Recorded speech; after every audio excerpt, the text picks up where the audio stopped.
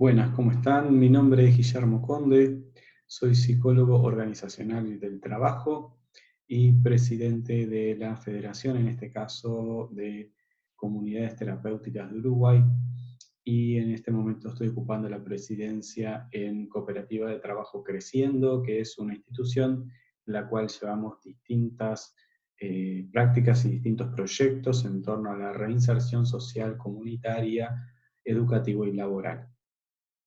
Hoy vamos a estar hablando un poco acerca de las herramientas de la gestión humana para las comunidades terapéuticas en este caso. ¿Sí? Entonces lo que vamos a estar hablando es una serie de conceptos que nos da la gestión humana y que podemos aplicar a las comunidades terapéuticas, a nuestros proyectos, a nuestros centros, a nuestra calidad de atención. ¿Sí? Esto incide en lo que tiene que ver con nuestra calidad de atención. ¿Por qué estamos hablando de gestión humana? Por ejemplo, que a veces se suele confundir el tema de gestión humana, recursos humanos eh, o administración de personal, muchas veces también se confunde con eso. Eh, ¿Por qué hablamos de gestión humana y no de los otros términos? Porque se trata de la gestión del talento de las personas en situación de trabajo. Es decir, a nosotros nos va a importar, nos va a interesar la persona en situación de trabajo, ni antes ni después de la situación de trabajo, sino que vamos a estar observándola, pudiendo asesorarla y orientarla en función a sus prácticas cotidianas en el trabajo y vinculadas también en situaciones de equipo y vinculadas también a situaciones con los usuarios. Vamos a llamar a usuarios a las personas que vienen a nuestros centros, a nuestros proyectos, a nuestros centros residenciales o ambulatorios, que vienen a ser atendidos desde nuestra institución o la organización en la cual estemos trabajando. Es decir, que el capital, como dice allí, el capital intangible de una organización, una institución, un proyecto, ¿sí? Es el talento de las personas. El talento de las personas es el principal capital y la principal fuerza que hace posible que un proyecto se implemente, se lleve adelante. Por un lado, siempre tenemos la infraestructura, es decir, aquellas cosas materiales, como puede ser lo del inicio, los insumos, los recursos materiales necesarios para que se pueda instrumentar ese proyecto, es decir, para que pueda marchar esa comunidad terapéutica, y por el otro lado tenemos ese bien intangible, ese talento, digamos, humano, que es el que vehiculiza y hace posible que eso se lleve adelante. Porque sin personas, una comunidad no puede existir, como bien sabemos, ¿verdad? Entonces las personas, a su vez, van a tener determinadas maneras de trabajar, de ser y de estar en el trabajo, que nos va a posibilitar a que esa visión que tenemos acerca del trabajo de la comunidad terapéutica sea más real o no, en función a las variables que vayamos manejando.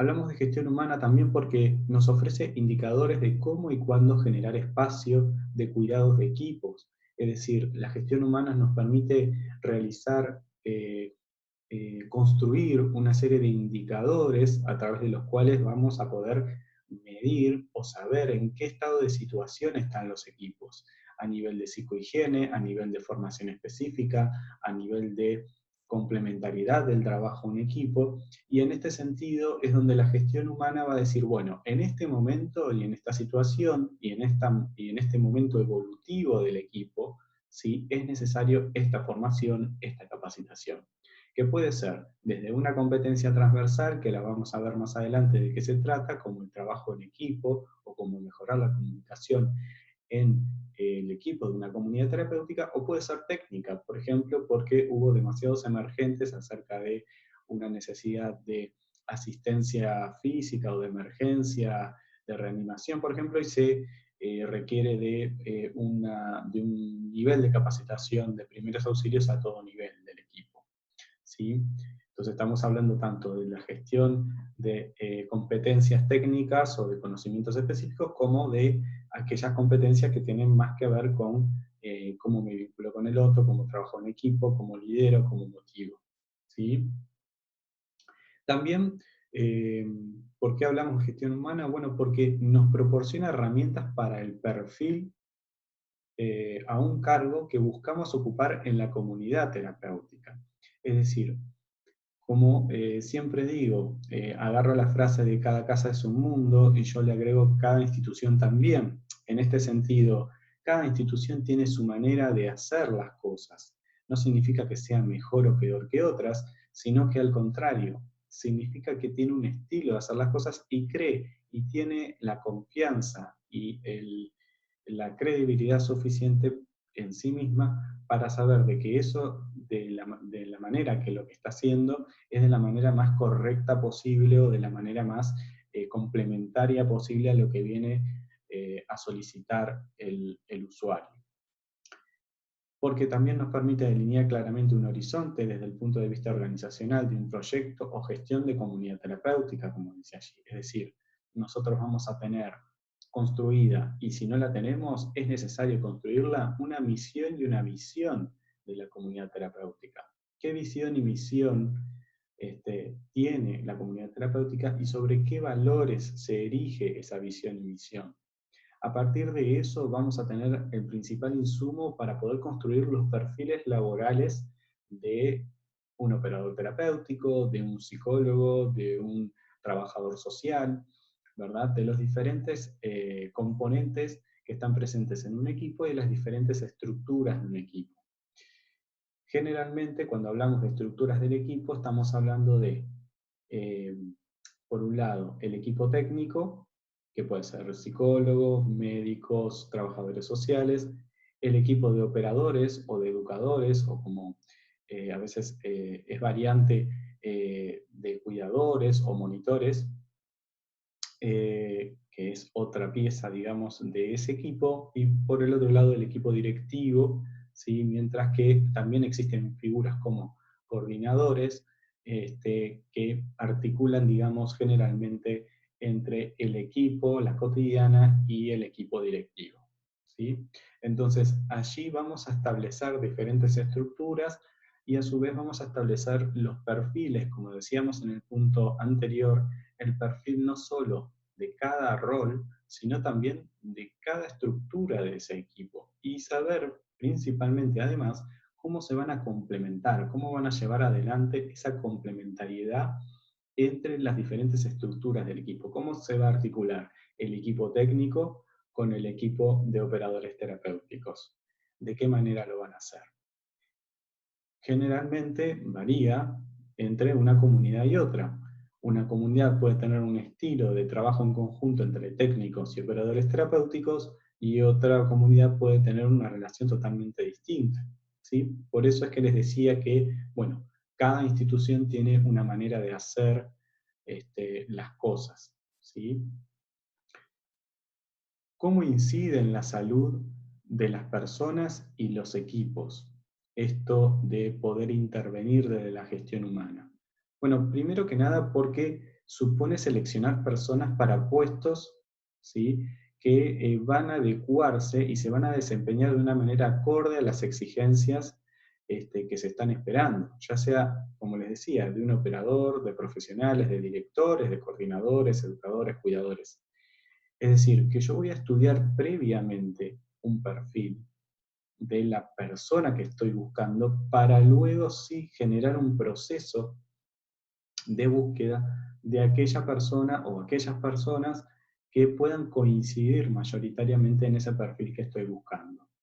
Generalmente, eh, sí es ideal de que puedan cumplir con exactamente todos los requisitos de un perfil que yo estoy buscando, pero lo que también tenemos que tener la habilidad de poder buscar lo que más se adecua a lo que estamos esperando, ¿sí? Porque además todos los perfiles tienen un potencial de aprendizaje y de adaptación. Pero con esto lo que hacemos es garantizarnos o ofrecer mayores garantías para que esa adaptación de esa nueva persona que está ingresando al equipo sea más acelerada, sea de una mejor calidad y para que el equipo que está presente allí lo pueda recibir de una manera mucho más fácil y eh, más conveniente, digamos, para poder adaptarse de una manera más acelerada y poder desempeñarse de una manera más adecuada. ¿Por qué nos ofrece detectar también dificultades tanto en equipos, en duplas, como en personas? Es decir, Nos ofrece también cuidar el equipo desde el punto de vista de, por ejemplo, conformar duplas o tríos que están en un turno dentro de una comunidad terapéutica, por ejemplo, y saber cómo funciona esa dupla o ese trío, que puede ser un técnico, un operador, ¿sí? Entonces, estudiamos también cómo se pueden complementar esos dos perfiles, ¿sí? Por su manera de ser y de estar, digamos, en situación de trabajo. ¿Sí? De repente hay que realizar algunos cambios, un operador necesita cambiarse para otro turno, para conjugarse con otro perfil, ¿sí? Y poner a trabajar a otro operador en ese turno para poder complementarse mucho mejor. Siempre la explicación que vamos a dar frente a estos cambios estratégicos es que esto tiene que ver con una mejor calidad de atención, que tiene que ver también con una mejor calidad del trabajo en equipo. ¿Sí? Los cambios, por ejemplo, dentro de los equipos siempre se fundamentan y se basan en cuestiones que tienen que ver con garantizar la mayor garantía hacia, hacia los usuarios y también la mayor calidad que podemos obtener del equipo que vaya dirigido hacia los usuarios. ¿Sí? También porque evaluamos factores de riesgo, permitiendo construir factores de protección. Es decir, nosotros hoy por hoy contamos con estudios que tienen que ver con los factores de riesgo psicosociales que tiene ya sea un educador, un operador terapéutico, ¿sí? Que tiene que ver con el desgaste emocional, que tiene que ver con permanentemente estar apoyando y sosteniendo y realizando un seguimiento de aquellos usuarios que la necesitan, pero que a su vez eso genera una contrapartida a veces de desgaste emocional. Entonces, sabiendo, digamos, los factores de riesgo que tenemos frente a esas situaciones, también podemos construir aquellos factores de protección, ya sea con espacios de formación de habilidades transversales, como les decía anteriormente, sino también con, por ejemplo, dispositivos terapéuticos para los propios operadores terapéuticos, fuera de lo que sería, digamos, obviamente la comunidad o el dispositivo de comunidad terapéutica en la que estamos, ¿verdad? También porque nos permite diseñar evaluaciones de desempeño que posibilitan medir cuantitativa y cualitativamente el trabajo de los equipos. Esto quiere decir que a través de la evaluación de desempeño, que es una excelente herramienta para poder saber en qué estado de situación vienen los trabajadores en cada uno de sus roles y la calidad de su trabajo, allí tenemos la oportunidad para generar un encuentro posteriormente a la evaluación de desempeño y poder devolver qué es lo que está bueno, digamos, de su desempeño, qué es la fortaleza, qué es lo que lo destaca y lo que contribuye al equipo, y por otro lado, aquellas áreas a mejorar dentro de su desempeño. Y allí es cuando se realiza un ida y vuelta, un feedback entre el evaluador y el evaluado. Llámese operador, llámese psicólogo, llámese también director o subdirector, ¿sí? Lo que siempre tenemos que dar la posibilidad es de poder escuchar al otro, ¿sí?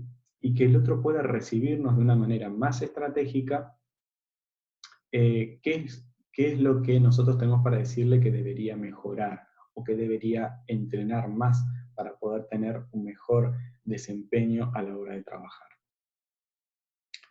Esto permite entonces la profesionalización, ¿verdad?, de los procesos de la gestión de personas en las comunidades terapéuticas y por tanto ofrecer un mejor servicio a los usuarios. Es decir, la incorporación de la gestión humana o de la herramienta de la gestión humana tiene que ver con aquellas cosas que hacen a la calidad de los equipos, a la calidad de las gestiones, a la calidad, digamos, de cómo se organiza una comunidad terapéutica, y que eso también redunda a nivel global sobre los usuarios, en la calidad del vínculo con los usuarios, en la calidad, digamos, del servicio y también en la solidez con la cual nosotros vamos a trabajar con los usuarios. Además, nos permite estructurar equipos de una manera más eficiente y más sana, es decir, podemos diagramar una estructura del equipo exista o no exista, se vaya a conformar o no el equipo, ¿sí? Es decir, podemos operar también sobre equipos que ya están armados, pero también sobre equipos que se van a armar, por ejemplo, comunidades terapéuticas que se van a abrir, ¿sí? Es un puntapié inicial poder estructurar cómo va a funcionar el equipo, qué equipo técnico va a contener, qué equipo de operadores va a contener y cómo va a funcionar el equipo directivo, por ejemplo, ¿sí? Y de qué manera complementaria, ¿sí? Y de esa manera estamos planificando. Recuerden la frase, mayor planificación, mayor control. Cuanto más planificamos, más obtenemos garantías de cómo vamos a poder realizar nuestro trabajo y de qué manera queremos hacerlo. Además, detectamos necesidades de formación. Por ejemplo, esto puede ser en un equipo que ya está trabajando, ¿sí? Y saber también que esa formación responde al momento vital de ese equipo, es decir, al momento en el cual el equipo está necesitando esa formación porque las características o el perfil de usuarios que está atendiendo en ese momento lo necesita, ¿sí? Y además tener en cuenta siempre que no es lo mismo un equipo conformado hace un año que conformado hace 10 años. El nivel, evidentemente, de conocimiento entre los componentes del equipo van a ser distintos, el nivel de madurez es distinto, y además el nivel de trabajo complementario va a ser distinto. A su vez, la otra variable que tenemos que tener en cuenta es la de la tasa de rotación. ¿Qué nivel de tasa de rotación tiene en la organización la gestión de esta comunidad terapéutica? No es lo mismo un equipo que tiene un 50% de probabilidad de tasa de rotación que un 10% de tasa de rotación. Estamos hablando de una variable que puede cambiar en menos o en más, y eso puede ser más o menos estratégico, ¿verdad?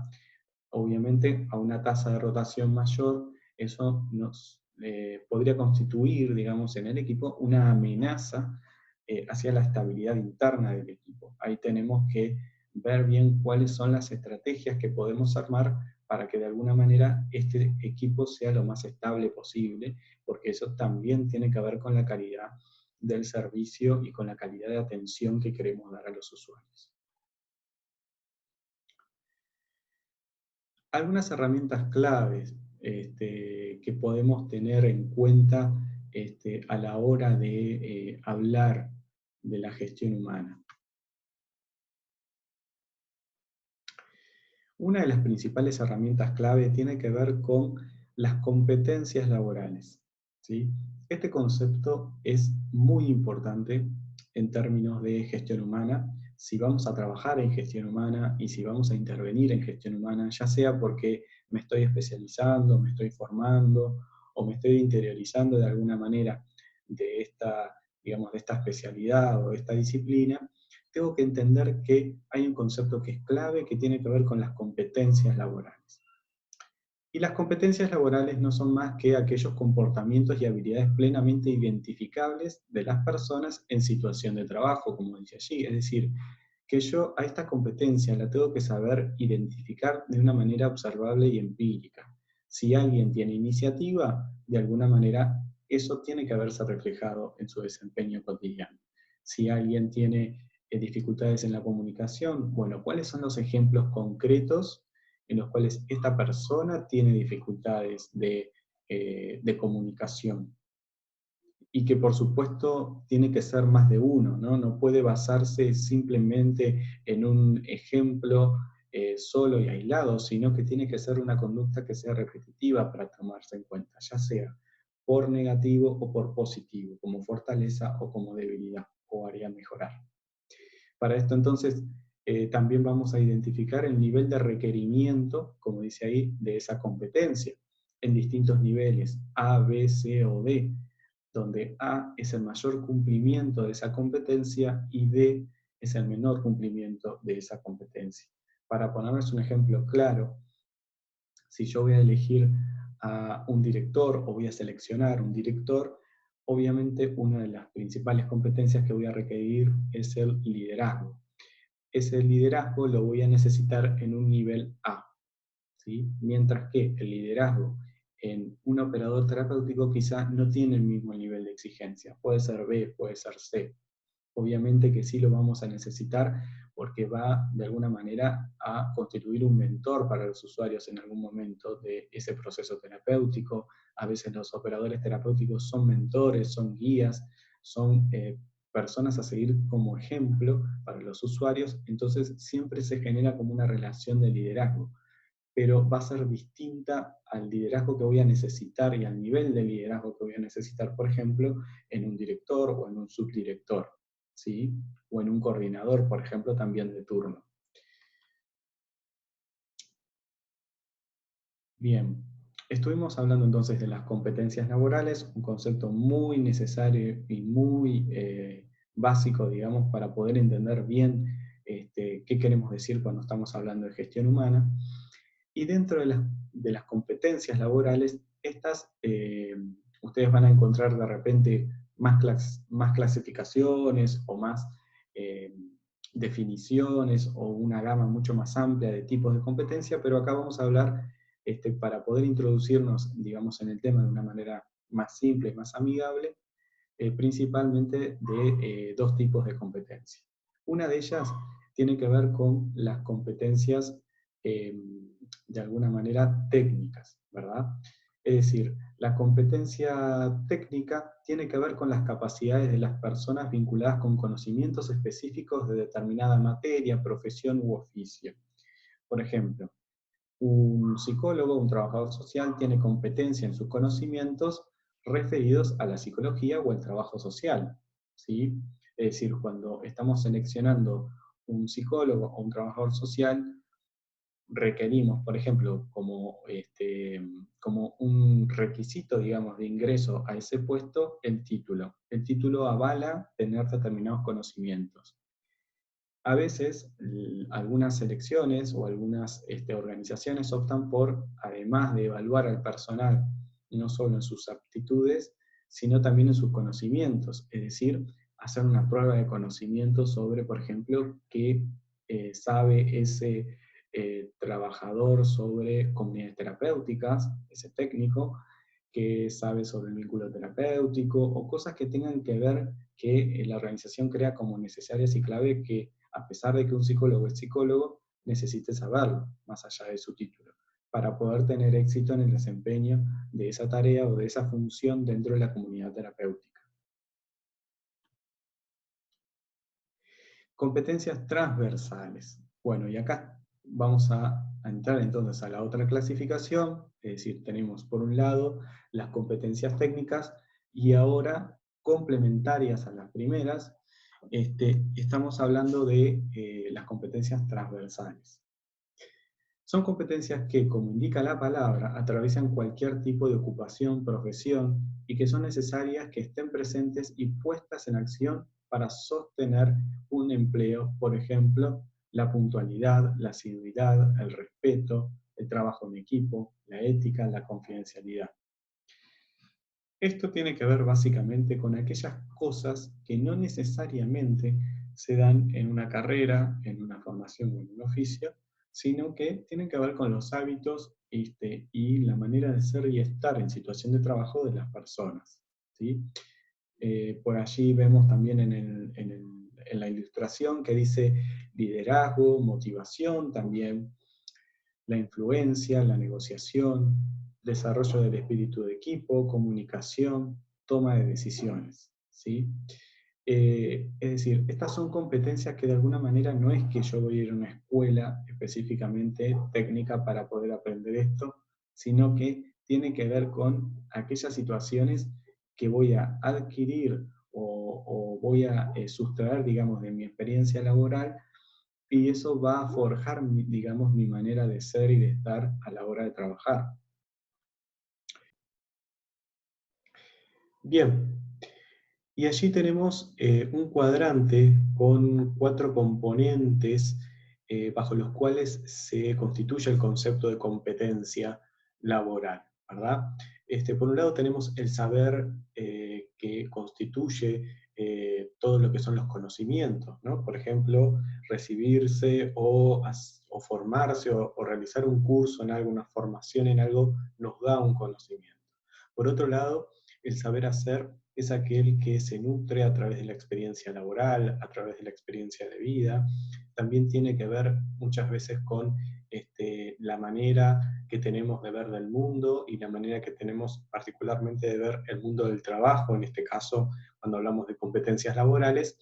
Y allí abajo también encontramos otros dos componentes que tienen que ver con el poder hacer efectivamente, es decir, estar apto para, y luego el querer hacer, ¿sí? Que está unido al concepto de motivación, que tiene que ver con lo actitudinal, con las actitudes que tiene un trabajador a la hora de trabajar, ¿sí? Entonces, mediante estos cuatro componentes podemos evaluar en qué nivel de cumplimiento está específicamente esa competencia que estamos evaluando, llámese iniciativa, trabajo en equipo, comunicación, puntualidad, ¿sí? Cuando estamos hablando entonces de conocimientos, hablamos de conocimientos teóricos sobre determinada materia o sobre determinado asunto.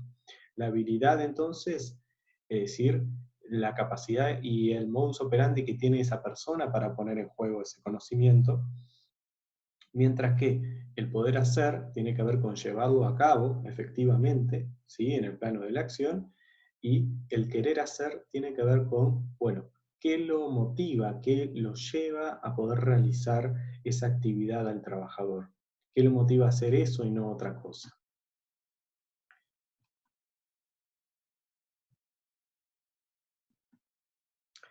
Bien, cuando estamos hablando de competencias, entonces podemos empezar a confeccionar, por ejemplo, perfiles laborales. Allí tenemos la ilustración de qué puede significar dentro del perfil de un operador en términos de competencias, ¿no?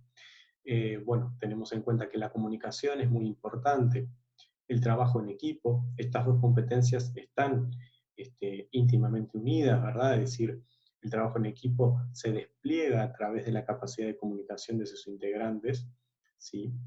La confidencialidad, la responsabilidad, la asiduidad, asistencia, es decir, la capacidad de asistir efectivamente un trabajador a su lugar de trabajo, ¿sí? Recuerden que muchas veces se toma la inasistencia como un indicador de baja motivación, sobre todo si esa inasistencia es de una manera sorpresiva, no justificada. Entonces allí hay que empezar a indagar sobre el nivel motivacional, ¿sí? Que afecta, como veíamos en el cuadrante anterior, uno de los componentes que tiene que ver con la actitud, es decir, la motivación por el trabajo. Allí vamos a tener en cuenta que hay algo que está afectado, hay una competencia que está afectada. Cuando empezamos a visualizar y a diagramar, digamos, la evaluación del personal en términos de competencias, empezamos a objetivizar muchas cosas que por momentos parecen muy subjetivas, pero al momento de ponerles un nombre, una medición y también un parámetro a seguir, esto lo que facilita es profesionalizar el hacer de las personas en situación de trabajo, ¿sí? Trabajo bajo presión, que va muy unido también al autocontrol emocional. Un operador, por ejemplo, un operador terapéutico tiene que tener una buena capacidad de trabajo bajo presión, poder responder, por ejemplo, en un tiempo acotado ante una situación de emergencia, ¿sí? Y por supuesto tiene que tener autocontrol emocional, porque muchas veces los usuarios o las personas que son asistidas carecen de ese autocontrol emocional. Entonces hay un factor compensatorio en esa relación terapéutica muchas veces. Todo el autocontrol que ellos pueden estar debilitados, digamos, o les puede faltar, es el operador que siempre ofrece una guía, un apoyo, pero también ofrece parte de su autocontrol emocional en juego. La seguridad de sí, un operador debe ofrecer eh, una seguridad a la hora de comunicar, a la hora de dar una orden o dar una indicación, ¿sí? Iniciativa, por supuesto, capacidad creativa, es decir, esa capacidad que toma diferentes elementos y con esos elementos logra llegar a una solución, aunque sea paliativa. Y la escucha activa, por supuesto. La escucha activa que tiene que ver con integrar lo que el otro me dice, no solo escuchar simplemente, sino también integrarlo, procesarlo y devolverlo en función a lo que yo creo más conveniente. También podemos empezar a diseñar el perfil por competencias de un equipo, ¿sí? Este equipo, ¿qué competencias debe cumplir en su conjunto? Por ejemplo, el trabajo bajo presión, ¿sí? La comunicación, vieron que esto coincide con la descripción anterior, es decir, que hay una descripción individual que luego en conjunto se va a unir, digamos, con las competencias de un equipo. El manejo adecuado de la información, ¿sí? Cómo maneja el equipo la información, qué medios utiliza para poder manejar esa información, qué medios ofrece para garantizar que esa información sensible sea bien tratada. Y por supuesto también el manejo de la adversidad, que los equipos en las comunidades terapéuticas muchas veces lo tienen presente, porque bueno, los grupos, digamos, de usuarios también ofrecen a veces resistencias, ofrecen diferentes problemáticas y conflictos que el equipo como un bloque debe trabajar sobre ellos. Entonces, cuando hablamos de competencias y empezamos a utilizar las competencias a todo nivel de la organización, empezamos a hablar de lo que se llama el sistema de gestión por competencias. El sistema de gestión por competencias lo que permite es observar, analizar y operar de una manera adecuada, ¿sí?, sobre personas en situación de trabajo y también sobre los equipos, es decir, sobre las personas que pertenecen a un equipo y los equipos en su conjunto, ¿sí?, a los cuales las personas pertenecen. Entonces, esto también garantiza un instrumento para poder medir objetivamente, como les decía anteriormente. También permite entonces este sistema medir el desempeño, ¿sí? En la medida que puedo obtener una regla cuantitativa y cualitativa y devolverle al trabajador qué debería mejorar a la hora de trabajar y qué cosas están buenas o son buenas, qué cosas representan una fortaleza en su perfil y cómo se pueden complementar esas fortalezas junto con otros operadores o con el equipo técnico, por ejemplo. Detectar dificultades en la convivencia laboral, un elemento muy importante a la hora de hablar de gestión humana, es una de las principales fuentes de información, ahora lo vamos a ver más adelante. Detectar el área de mejora, también permite detectar el área a mejorar de la organización en su conjunto. ¿Sí? El sistema de gestión por competencias no solo ofrece dilucidar eh, cuál es la mejora que se requiere no solo a nivel de las personas, los equipos y el proyecto, sino a nivel de toda la organización, una vez que se implementa el sistema de gestión por competencias de una manera integral. Planificar la incorporación y la salida de personal, obviamente estamos hablando de la selección por competencias de personal y también de la salida del personal. Esto lamentablemente no se utiliza mucho, en algunos lugares se conoce con el nombre de outplacement. Esto significa que vamos a ayudar al trabajador que haya cumplido un ciclo en este proyecto, en esta comunidad, a poder conseguir otro empleo, ¿sí?, mediante diferentes técnicas. Cuidar a los equipos en función del entrenamiento de competencias. Y esto quiere decir que volvemos a retomar el concepto de competencia donde son aquellas conductas que son observables, que se pueden dilucidar, que se pueden ver. En este sentido, en la medida que yo lo puedo ver, lo puedo medir, ¿sí? Y la competencia se desarrolla en gran medida por el entrenamiento. Llámese role-playing, llámese teatralización de una situación, por ejemplo, que el equipo debe resolver o que está sucediendo en la comunidad. Entonces, mediante el entrenamiento también se desarrolla las competencias que de repente están debilitadas en ese momento. La convivencia laboral, como decíamos recién, es una de las principales fuentes eh, con las cuales los psicólogos organizacionales trabajamos, ¿sí? Es una fuente de información y análisis para los psicólogos laborales o expertos en gestión humana, porque ofrece datos vivos de lo que sucede en un equipo, ¿sí? En una organización, porque proporciona una foto dinámica de las necesidades en ese momento de un proyecto, de una comunidad, porque se visualiza una planificación estratégica, es decir, en función a esa foto, a ese estado de situación que logramos sacar a través de la lectura de la información de la convivencia laboral entre las personas, y no solo entre las personas trabajadoras, sino también entre las personas que son usuarias y el equipo, también podemos diseñar diferentes estrategias que tienen que ver con la planificación de cómo fortalecer ese equipo, cómo capacitarlo, o incluso cómo desarrollarlo a nivel de si necesita incorporar más personal, ¿sí? Dentro de ese proyecto o dentro de esa comunidad. Las formas que tenemos, digamos, de intervenir en gestión humana, principalmente son tres formas. La primera es la consultoría externa, que es básicamente un especialista que venga externo, digamos, a lo que tiene que ver con la organización, el proyecto. Esto tiene la ventaja de que este especialista, este profesional, no tiene una mirada viciada, digamos, con respecto a la cotidianeidad de un proyecto, con respecto a las personas. Es decir, al venir externamente puede garantizarse mayor objetividad, digamos, en su intervención.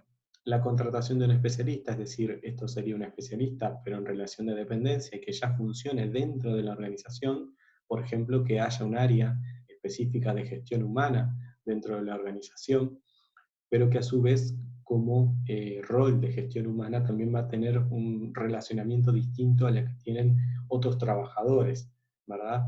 Va a mantener una distancia adecuada bajo la cual también le va a permitir generar herramientas para poder operar desde su rol. Y también existe la posibilidad de ambas estrategias, es decir, la contratación de un consultor externo que ofrece estas ventajas de una mirada más externa y que trabaje en conjunto con el área de gestión humana que la organización pueda tener. ¿Qué es necesario para que un especialista o un profesional o para que podamos trabajar en gestión humana? Participación abierta y sincera de todos los integrantes de un proyecto. Es decir, es necesario trabajar con espontaneidad, con sinceridad y con apertura a la hora de trabajar las diferentes aristas, las diferentes dificultades que puede presentar un, eh, un equipo, un proyecto, una comunidad. ¿Sí? Muchas veces también es necesario poder empezar a leer cuáles son los síntomas que a nivel del equipo se están dando, y eso está dando un indicador de que hay algo que hay que mejorar, ¿sí? Transparencia en la evaluación del personal, eso es imprescindible. Si a nosotros, a un superior, le damos un instrumento de evaluación, este superior tiene que tener la responsabilidad de que esa evaluación va a ser transparente y va a ser lo más fiel posible a lo que tiene que ver con los desempeños de las personas en situación de trabajo. Por supuesto, transparencia en la selección de personal, ¿verdad? Utilizando los canales necesarios de convocatoria, utilizando un reclutamiento transparente, utilizando herramientas de evaluación por competencias transparentes, ¿sí? De la manera tal que los equipos también vean reflejados que los procesos de incorporación de personal son, digamos, tienen cierto nivel de fidelidad, de transparencia, y que pueden confiar en que la persona que se va a integrar a ese proyecto ya ha sido evaluada de una manera adecuada. Coherencia entre la visión y misión que promulgamos y lo que hacemos. Es decir, aquí en gestión humana, cuando intervenimos permanentemente, estamos en revisión tanto de la misión como visión de la organización. Y eso en función a a lo que sucede permanentemente en la organización. ¿Es coherente lo que sucede en la organización, lo que se hace efectivamente con lo que se redacta en la visión y misión? Estas cuestiones hay que revisarlas periódicamente para encontrar o hallar ahí una coherencia entre lo que decimos y lo que hacemos a nivel organizacional. Bien, Y para finalizar, quería dejar allí una pequeña fórmula, como se ilustra, que dice: talento es igual a pasión más acción. Y esto retoma un poco el concepto que veíamos en la primera parte, las primeras diapositivas, donde hablábamos del talento, ¿sí? El talento tiene que ver con eso, con ese componente intangible que las personas, por su manera de ser y estar en el trabajo, ponen, ¿sí?, en un escenario laboral, ¿sí?, y resulta de la conjunción de la pasión, es decir, la motivación, es decir, un por qué están ahí trabajando y un para qué, y la acción efectivamente de sus competencias, de su rol, ¿verdad?, dentro de un equipo. Por eso es importante poder reconocer en el personal aquellas cosas que se hacen bien. Muchas veces culturalmente se nos dificulta poder reconocer las cosas que se hacen bien, y sí, a veces caemos en resaltar aquellas cosas que deberían mejorar, ¿no? Pero es tan importante una cosa como la otra. Nunca olvidemos que el sistema motivacional de un equipo tiene que ver con las relaciones sanas entre sus componentes, ¿sí? Si yo estoy dirigiendo un equipo de trabajo, si estoy dirigiendo un proyecto, es responsabilidad de la persona poder resaltar aquellas cosas que sí se pueden mejorar, pero también aquellas cosas que se están haciendo bien. Y reconocer eso como un capital intangible que de alguna manera en la organización, el proyecto y la comunidad tienen, y como tal es imprescindible para que los objetivos que se propuso la comunidad terapéutica sean cumplidos, ¿sí? Bueno, les agradezco desde ya, espero que les haya servido esta charla, y bueno, estamos a disposición por cualquier otra información o material que deseen acceder. Muchas gracias.